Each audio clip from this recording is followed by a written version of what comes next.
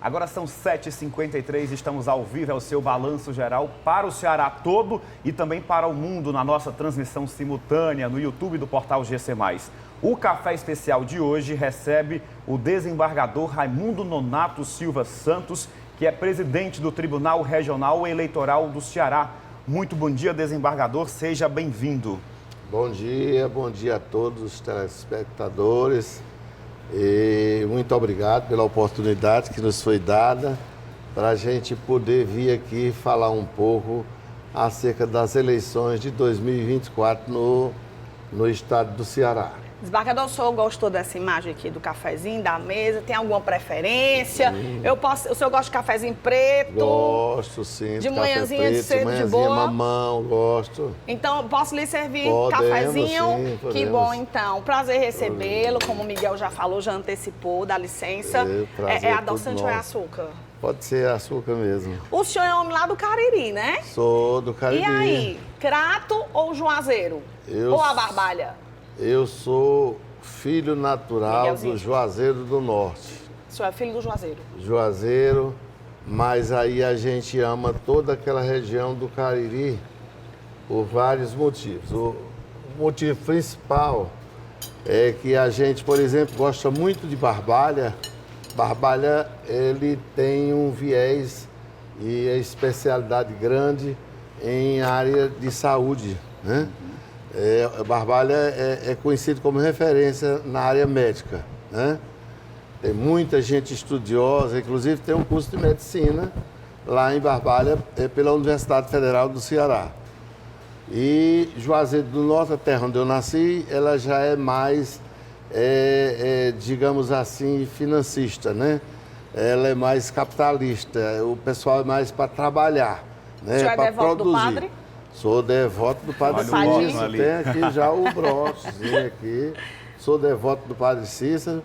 E a gente escolheu Juazeiro do Norte, cidade natal, nasceu em Juazeiro, cresceu em Juazeiro, mas os meus estudos foram feitos todos na cidade do Crato.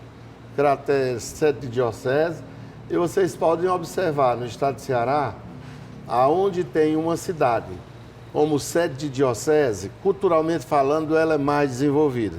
Você observa Limoeiro. Limoeiro tem sede de diocese. Sobral tem sede de diocese. Você olha Tianguá, tem sede de diocese.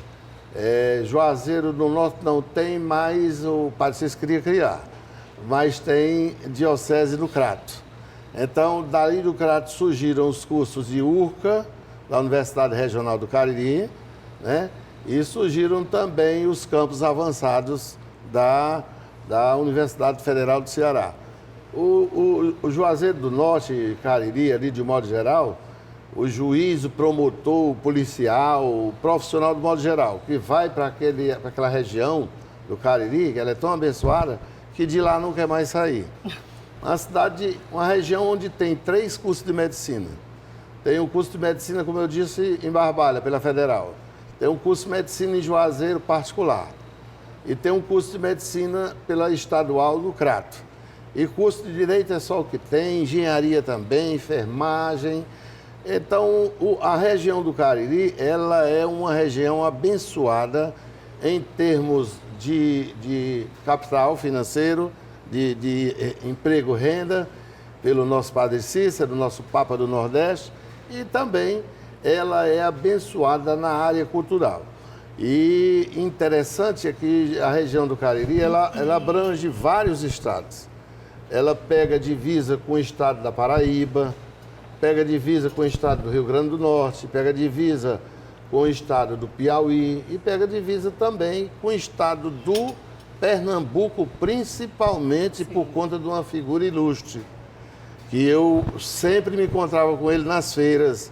Dia de segunda-feira à tarde, eu me encontrava com o Luiz Gonzaga. Ele estava lá.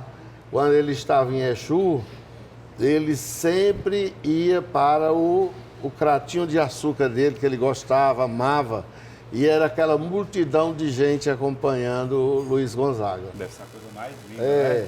Sim. Aproveitar, desembargador, que o senhor está aqui, ó. O açúcar já está aqui, porque o senhor tem que tomar esse cafezinho. Vamos tomar o cafezinho. Cafezinho para animar, né? E aproveitar a sua vinda aqui para falar também sobre sua trajetória, né? Uma trajetória bem humilde, veio de família humilde, entrou na área jurídica. É possível, né, desembargador, a gente levar os sonhos adiante, inclusive seu irmão virou ministro. Conta pra gente como é que foi essa trajetória, né, até chegar à corte eleitoral aqui do Ceará. A minha mãe, ela tinha, a dona Laíde Silva Santos, hoje tem até uma escola com o nome dela, uma escola de ensino médio em Juazeiro do Norte, com tempo integral, que leva o nome dela, Laíde Silva Santos, né? E ela só tinha uma mensagem para passar para a gente. Meu filho, você não nasceu rico, você não tem herança. Então, a única coisa que você tem que ter é garra, determinação e tem que estudar. Sim. E era isso que a gente fazia. Eu me acordava, às vezes, ou eu, ou o Teodoro, ou outro dos dois irmãos mais velhos, as mulheres eram dispensadas. Mas a minha mãe, ela trabalhava num açougue público, né? Enquanto ela vendia a carne, o meu pai vendia a alçada, que eles chamam no interior, né? E a gente, 3h30 da manhã, 4 horas, cada um, todo dia tinha um de plantão, para ir com ela, acompanhando até o Mercado Central. E chegava no Mercado Central e ela ia começando a montar a bagagem dela, o ponto de comércio dela. E aí a gente ficava ajudando até 6 horas da manhã, quando terminava de ajudar, tomava café lá no Mercado Central e voltava para casa, tomava banho, vestia a fardinha e ia para o colégio, né? Essa era a nossa rotina. Minha mãe, ela é uma mulher que a gente tem alucinado pela minha mãe, né? E ela teve 18 filhos naquela época. 18 filhos, para você ter 18 filhos, ela brincava conosco. Mas mãe, mas a senhora teve 18 filhos? Meu filho, naquela época não tinha defesa, não. Então ela teve 18 filhos, e além dos 18 filhos, ela criou mais 2. Então foram 20. E dessa geração, hoje nós temos delegado de polícia, o subsecretário de segurança atual do estado de Ceará, vem dessa família, da família Silva Santos, da minha mãe, a Laíde Silva Santos, e ele, o Sérgio Pereira, ele é o segundo homem na linha de direção da Secretaria de Segurança Pública. Nós temos um ministro, que é o Teodoro, né? Também, aí nós chamamos de caso de superação. Você saiu daquele ambiente que você estava praticamente certo que ia entrar no mundo da marginalidade, porque não tinha outra saída, né? Se você não estudasse, não recebesse os conselhos da sua mãe. Então, hoje nós temos defensores públicos na nossa família, temos também delegados de polícia, a doutora Paula, Ana Paula, que é da Delegacia de Menores de Combate, né? E nós temos também policiais militares, nós temos policiais civis, né? E tem mais advogados, né? Então é uma família que a minha mãe e o meu pai também, o Demésio, que era alagoano, né? Ele teriam os dois muito orgulho em ver essa família hoje progredindo, avançando dentro daquela família do padrão brasileiro de superação, porque aí eu considero um caso de superação. A minha história com o Teodoro é uma história bem interessante, é uma história bonita. Nós hoje só temos de irmão, de homens, só os dois, só eu e o Teodoro. O Teodoro é mais velho que eu, um ano e meio. E sempre, tudo que ele fazia, que ele era o mais experiente, um ano na frente, eu fazia também, copiava, né? E nós começamos a vida procurando um emprego para poder a gente estudar com mais segurança. E o Teodoro, o primeiro emprego do Teodoro foi servir ao Exército Brasileiro em 1975. Ele serviu ao título de guerra 10004, lá de Juazeiro. E depois disso, em 76, ele virou soldado de polícia, né? Recruta, é formado lá no Juazeiro mesmo. E em 77, eu copiando, entrei também para a Polícia Militar, como soldado. Então, nós dois fomos soldados. Quando foi em 77, eu digo, meu irmão, vamos crescer mais um pouquinho. E aí a gente estudou e fez o concurso para sargento de polícia. E a gente passou e foi para a mesma academia. Nós passamos um ano aqui em Fortaleza, onde hoje é o Colégio Militar, ali na Bezerra de Menezes, no final da Bezerra de Menezes, no Antônio Bezerra. Né? E depois disso, naquela época, não existia Polícia Civil. Né? O que existia era a Polícia Militar. Antes da Constituição de 88, quem comandava as cidades, toda cidade tinha um delegado. Às vezes era um sargento, às vezes era um tenente, às vezes um capitão e às vezes um coronel. Dependia do porte da cidade. Né? Se o Juazeiro do Norte era um batalhão, então era um tenente-coronel. Ele era o comandante do batalhão e ele era o delegado regional e comandava toda aquela delegacia. Iguatu, por exemplo, era uma companhia de polícia. Então era um capitão e o capitão era o delegado regional daquela época. Desembargador. Pois não. E a gente continuou nessa caminhada, nessa trajetória e rapidamente a gente conseguiu ingressar na universidade. Primeiro eu ingressei hoje é URCA, né? Antigamente era Faculdade de Filosofia do Crato. Eu fiz História na Faculdade de Filosofia do Crato, eu queria ser professor. E depois eu fiz especialização em História do Brasil e da América. E quando eu vi que não dava, aí eu fiz Direito. Eu fiz Direito e aí o Teodoro também fez Direito. E o nosso primeiro concurso foi para delegado de Polícia Civil.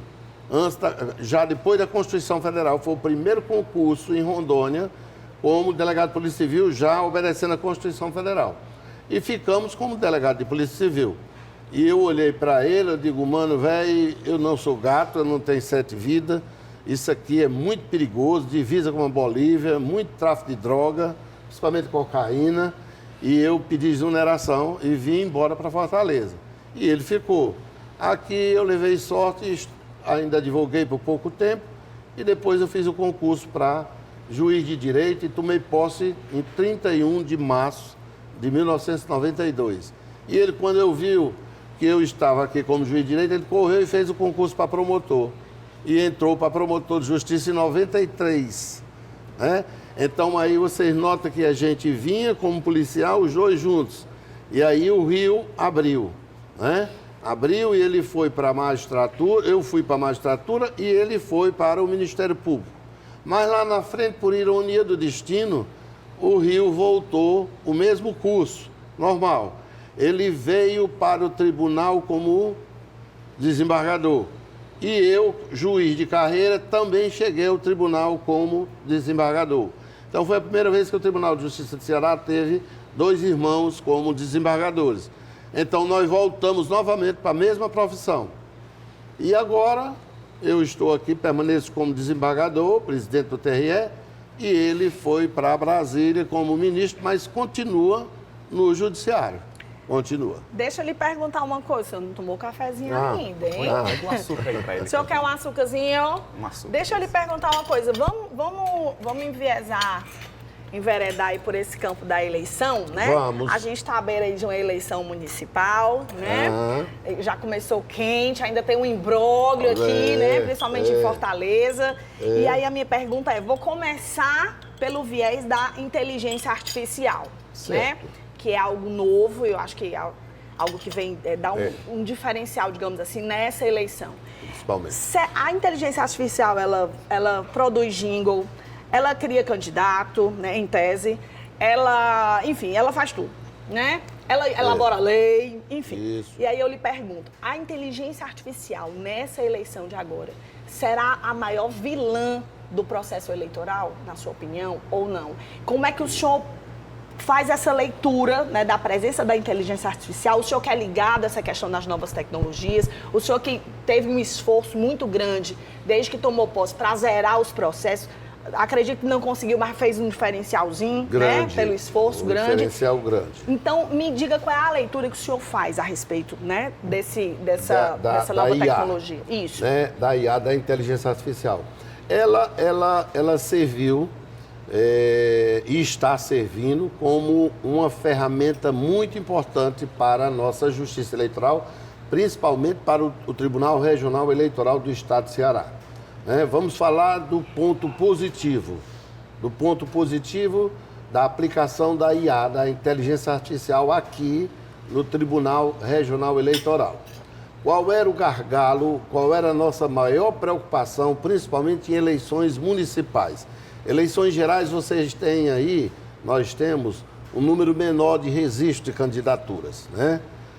Porque aí você vai, o TSE fica responsável pelo presidente, vice-presidente, mas os TREs é que eles comandam as eleições gerais de governador a deputado estadual, a senador, né? É uma eleição menos acirrada, digamos assim. Agora, a eleição pesada mesmo é essa que nós estamos vivendo, que é a eleição municipal. Aí, voltando à parte da inteligência artificial. O que é que tem beneficiado a gente na inteligência artificial? Qual é a nossa maior preocupação no que diz respeito à eleição municipal? São duas. A primeira preocupação, registro de candidatura, porque são muitos. Só aqui no estado de Ceará, este ano, foram mais de 14 mil registros de candidaturas. Né? Mais de 14, quase 15 mil registros. Né? Então, esse é um primeiro ponto. O outro ponto, o pós-eleição. Todo candidato, todo partido faz uma prestação de contas. Aí é outra dor de cabeça para os nossos técnicos e para os nossos colaboradores da Justiça Eleitoral. Onde é que entra a inteligência artificial? Nós tomamos conhecimento de que no estado da Bahia, o Tribunal Regional Eleitoral da Bahia tinha uma ferramenta, e tem essa ferramenta chamada Janus. E nós fomos uma comitiva com a nossa TI, a Tecnologia de Informática, e o nosso pessoal, e fomos bater em Salvador. Passamos uma semana em Salvador, vendo como era que funcionava o Janus dele. Qual é a missão do Janus? Ele tem duas missões. Ele pode ter mais missões, nós estamos desenvolvendo mais outras, né? Mas a ferramenta principal dele, a expertise dele, é registro de candidatura e prestação de contas. Eu digo, é aqui que a gente vai aportar, né? Porque nós estamos precisando disso. E foi aquele protocolo todo, aquela burocracia, né? Aquela logística toda. Finalmente a gente conseguiu trazer e montar. Os técnicos de lá vieram, montaram. Hoje aqui, no estado do Ceará, nós temos até o dia 16 deste mês para que o primeiro grau já terminou o prazo deles, eles já julgaram tudo, todos os registros de candidatura e agora estão em grau de recurso.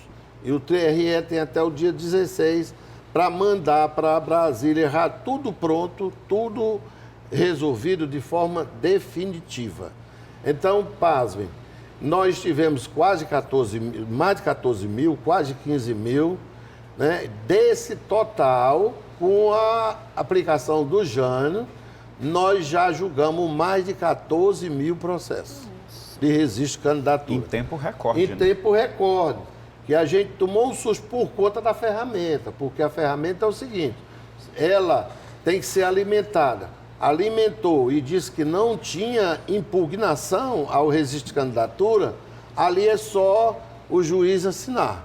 E assina de forma eletrônica, ele pode assinar de casa com o seu celular.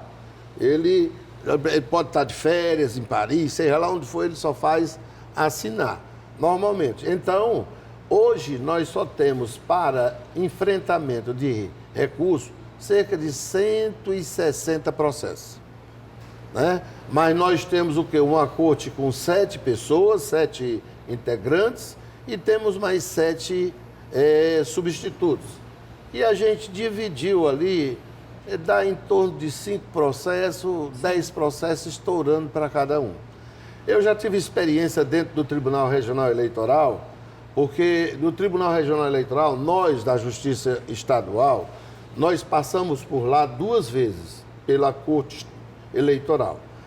Nós passamos a primeira vez na categoria juiz de direito, 1º grau, aí faz parte da Corte. E passamos a segunda vez como desembargador, certo? Então eu passei como juiz de direito e agora estou passando como desembargador, né? E eu me lembro perfeitamente, o presidente da corte era o desembargador Brígido, na época. Nós terminamos sessão 5 horas da manhã, dentro no prédio velho, no prédio antigo do centro, né? Por conta dos registros de candidatura. Mas a tecnologia ajudou nisso. Aí hoje em dia não tem mais isso. E a gente criou uma outra ferramenta. A gente, além de disponibilizar esses juízes titulares da corte, a gente fez uso também dos juízes auxiliares e, além desses juízes auxiliares, dos juízes titulares, a gente criou mais 2 ferramentas interessantes também com a inteligência artificial. O voto antecipado, né? E também o chamado plenário virtual. Então, isso aí, o que é o voto antecipado? No Tribunal de Justiça, eu pertenço a uma Câmara de Direito Privado, a 3ª Câmara. A gente julga os processos dia de quarta-feira, pela manhã. Quando eu levo o meu percentual do processo, são 5 desembargadores, cada um leva em média 70 a 80 processos. Dá um julgamento de 300 e poucos processos numa sessão só. Só que aqueles processos, nós tivemos uma semana com os nossos assessores analisando aqueles processos. E a gente já vota o processo de maneira antecipada. No dia da sessão, se não tiver pedido de sustentação do advogado, a gente já deixa o processo para o final e, quando termina as sustentações, indaga dos juízes desembargadores.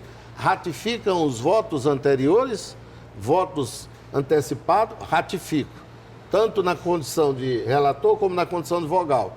Então, está transformado o voto em definitivo. E de maneira que, às vezes, em 1 hora, a gente julga 600, 400, 300 processos de maneira rápida. Rápida, né? E assim no eleitoral está acontecendo a mesma coisa. E aí entra também o plenário virtual. Plenário virtual, a gente pega um lote de processo, joga no plenário virtual, começa, vamos supor, numa segunda-feira, e ele tem um prazo até quinta-feira ou sexta-feira. E vai decorrendo o prazo. E os advogados vão acompanhando a votação no plenário eletrônico, né? Olha, já está de 2-1, já está ali e tal. E de maneira que aí, quando chega no final, consolidou, terminou o prazo, já consolida. Então, nós temos várias ferramentas. Hoje está bom, está excelente para presidir um tribunal numas eleições municipais dessas. A única coisa que está me dando dor de cabeça, isso aí eu até pensei inicialmente que as fake news iriam nos deixar, nos roubar a paciência. Mas o que está roubando a paciência da gente são as facções. Pronto, era esse assunto que a gente queria tocar agora, né, Catiúzia? A gente vem percebendo, o desembargador, que as facções criminosas, elas lotearam o Estado. Isso já é uma realidade, o governo entende isso e trabalha para o combate. Agora, como que a corte vem acompanhando essa questão de ameaças a candidatos e até mesmo a militantes no meio da rua, né? Tem alguma comissão de acompanhamento? E aproveitando essa pergunta, para o processo eleitoral, né, o dia da votação, o TRE vai solicitar tropas federais também, assim como anos anteriores? E acrescento, as facções que, na verdade, elas elegeram, né, nas periferias, principalmente, nas cidades do interior, uma espécie de poder paralelo, inclusive dentro da política, dizendo quem pode e quem não pode concorrer, em tese. E até fazer campanha, né? Caminhadas, por exemplo. Eu chamo de um Estado dentro do outro, certo? É o Estado marginal, ele querendo mandar no Estado legal. Isso é um perigo para o nosso Estado democrático de direito.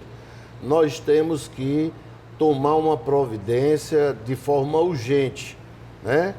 Eu me lembro muito bem, eu era policial militar na década de 80 e a gente fazia intercâmbio com outras polícias e nós fizemos um intercâmbio na década de 80, eu não vou citar aqui o nome do governador, que já faleceu, e naquela década de 80 já se tinha determinação que a polícia não podia subir o morro.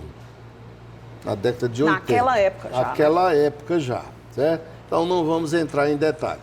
Vamos para o nosso dia atual. Você diz, tem participação efetiva das facções se miscuindo na política? Tem. Ninguém não pode querer, como dizia minha mãe, tapar o sol com a peneira. Agora, tem muito marreteiro também. Eu vou usar um termo bem chula. O que seria? Marreteiros seriam aqueles dando golpe. Eles dizem, você só vai entrar nessa área aqui 30 mil, 40 mil, 60 mil, dependendo da área.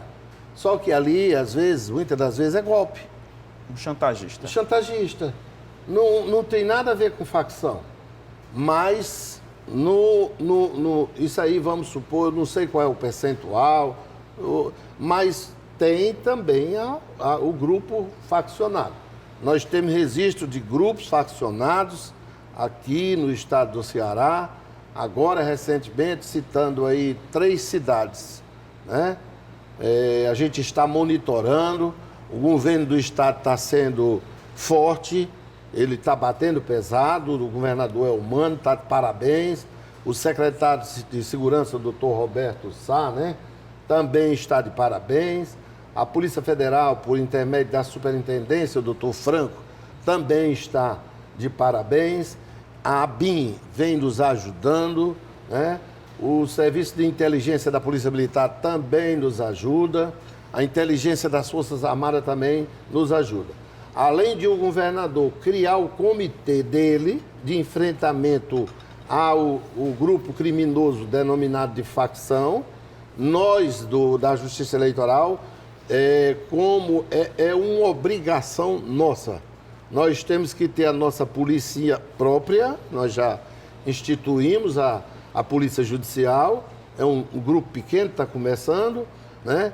E também nós criamos o nosso comitê de enfrentamento às facções, aos grupos organizados do crime. E aí a gente vem obtendo bons resultados. De que forma vocês têm atuado através desse comitê? Esse comitê ele se reúne semanalmente, né? Ele é formado pela ABIN, representante da ABIN, representante da Polícia Rodoviária Federal, representante da Polícia Militar, da Polícia Civil, da Secretaria de Segurança Pública, da Polícia Federal, principalmente que a Polícia Federal é a nossa polícia judiciária. Como o Tribunal Regional Eleitoral é um tribunal federal, então os crimes que digam respeito à Justiça Eleitoral, eles são investigados pela Polícia Federal. Como nós não temos, a Polícia Federal nós não temos, ela não tem braço para abarcar, para sambarcar, para comandar todo o estado do Ceará, aí há uma resolução, uma política de compartilhamento. Aonde a Polícia Federal não pode entrar, entra a Civil. E a Civil vem nos tratando muito bem. A gente, o diretor-geral, ele vem tendo uma atuação excepcional, né? Agradecer também aqui ao doutor Barreto, diretor da Academia de Polícia, que no meu tempo você tinha uma academia para formar policial civil e formar policial militar juntamente com os bombeiros militares. Hoje elas são unificadas, né?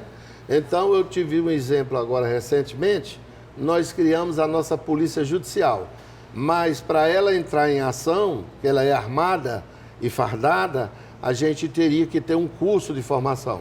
Então nós fizemos o curso de formação, né? O primeiro curso de formação do estado do Ceará. E a gente trouxe policial judicial da Justiça Federal da 5ª Região, trouxemos 10, trouxemos do TRT 5 e o nosso 10, deu 25 e foi a primeira turma de Polícia Judicial. Tá certo, então. Infelizmente, vamos ter que encerrar a nossa conversa. A gente continua aqui no cafezinho, mas muito obrigada pela sua presença, viu? Foi um prazer tê-lo aqui conosco.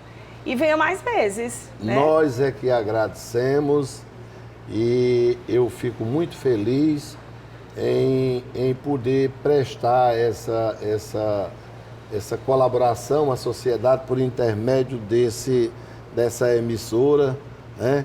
Eu me sinto muito bem nesta casa, já vim em outras ocasiões, e quando toca no nome Miguelzinho, é como se fosse um irmão. Sim. Né? Eu e o Teodoro, a gente tem uma admiração profunda pela família, né? Pela família do grupo aqui da casa. Né? E eu queria só encerrar aqui, se o tempo permitir, Por favor.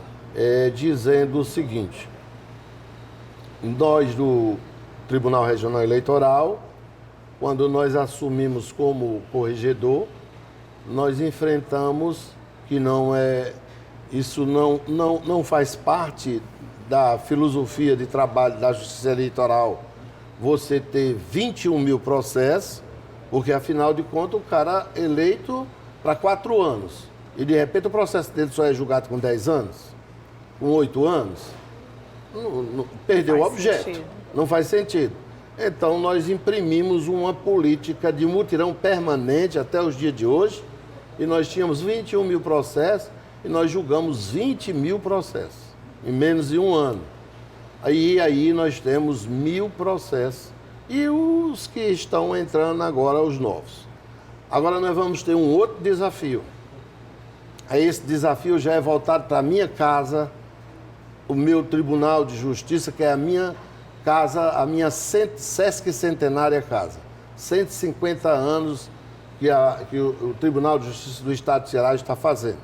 Então, agora eu estou terminando a minha missão na Justiça Eleitoral. Eu já fui juiz da Corte como juiz de direito, fui substituto, fui corregedor, fui ouvidor, fui vice-presidente, presidente. Então, eu já passei por todos esses setores, adquiri experiência suficiente para poder voltar para minha casa-mãe e lá, agora em outubro, nós vamos enfrentar um processo de eleição para a presidência do Tribunal de Justiça. E há a notícia de que já tem 2 candidatos. Um deles sou eu. Porque eu queria me candidatar e vou me candidatar à presidência do Tribunal de Justiça.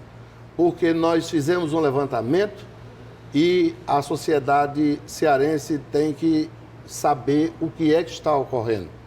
Afinal de contas, quem paga o salário do judiciário é a sociedade por intermédio dos impostos.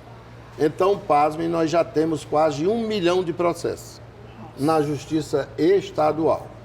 E nós temos também uma preocupação grande no que diz respeito aos juizados especiais.